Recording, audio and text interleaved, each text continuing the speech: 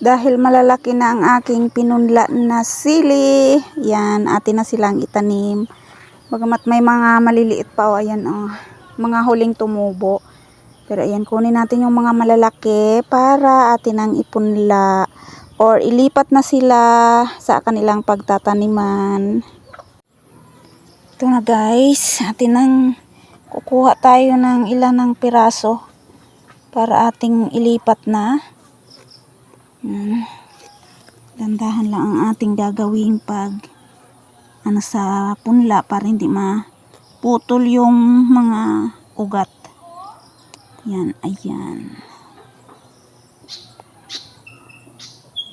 Yan na. Yan na guys. At dito natin ililipat sa ating mga na sako bag. Ayan. Bali, magtatanim tayo dito ng 2 piraso. Ito, kuha ulit tayo ng isa pa.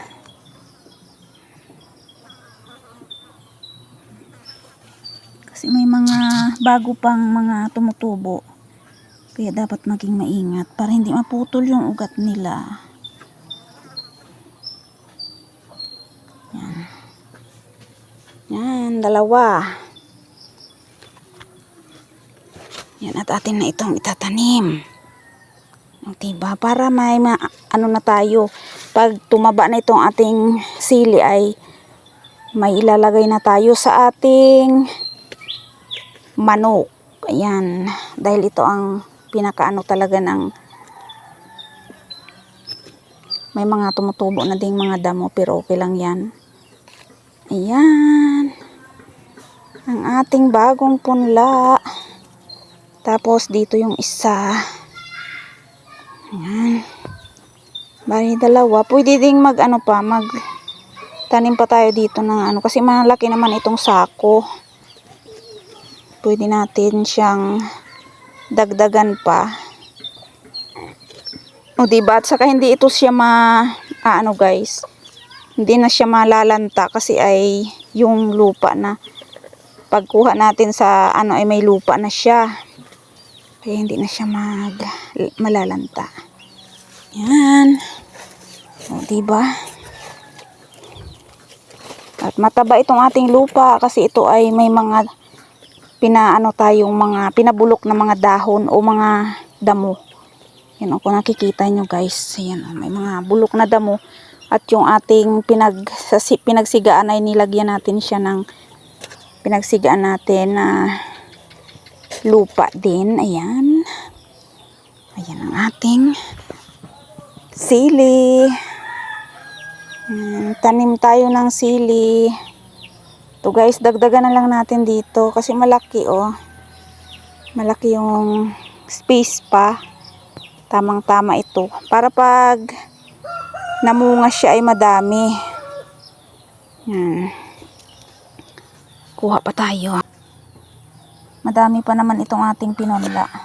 Saka may pinunla pa akong isa. Dito ko ito pinunla kasi yung isa may nauna kasi na dito, malalaki na. Tulad na din ito, yung plano ko nang ilipat ay pag kinabukasan wala na, ubos. Hindi ko alam kung ano ang kumain sa kanila. Yan guys.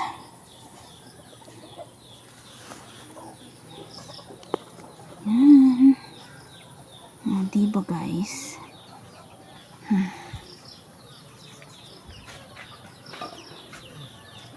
Yan. Ating sili. 3. Tapos yung iba dito naman dito naman yung ating iba pang sili.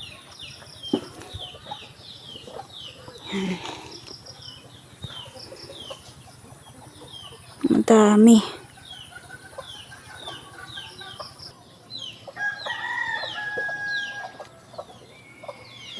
Ito guys, ayan. May bago na tayo. Tanim.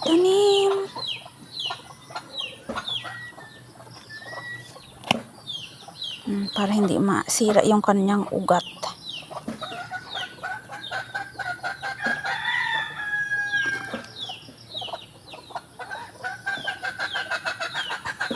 Yan. Ating sili. Tapos ito guys, dito naman natin i-ano. Yan. Ito naman yung isang sako bag. Natin munang halukayin yung lupa para magbuhaghag.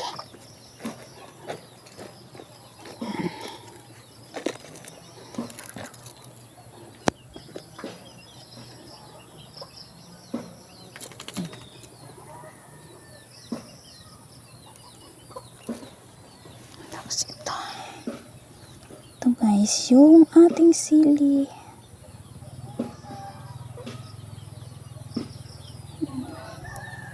Yan, bali dalawa yung nakuha nating sili guys. Oh. Yan, bali dalawa. Yan. Lagyan natin dito.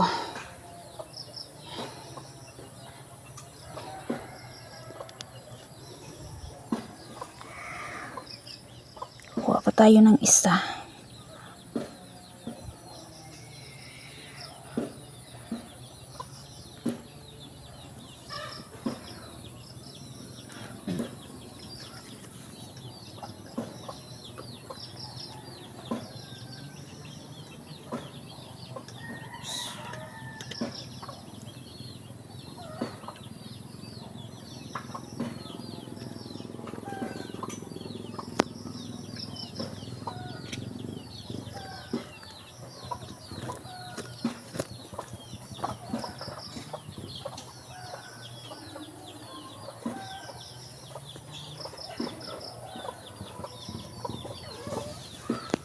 Yan, yung ating tinanim. Bali tatlo din sila. Tapos dito pa, yan. Tapos dyan, tapos doon, tapos doon.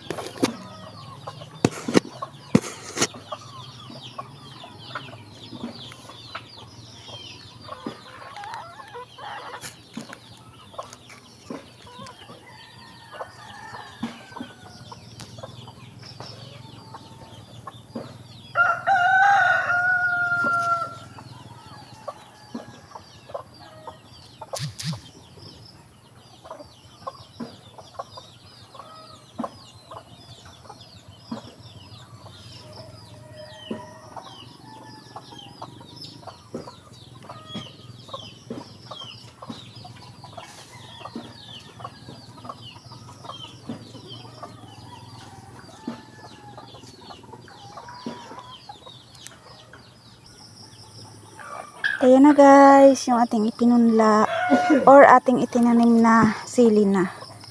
Yan. At ayun yung iba. Yan, nataniman na natin lahat. Itong mga medyo malalaking sako bag ay tatlo ang ating nilagay.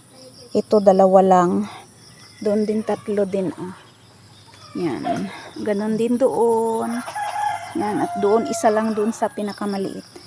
Yan yung ating bagong tanim na sili.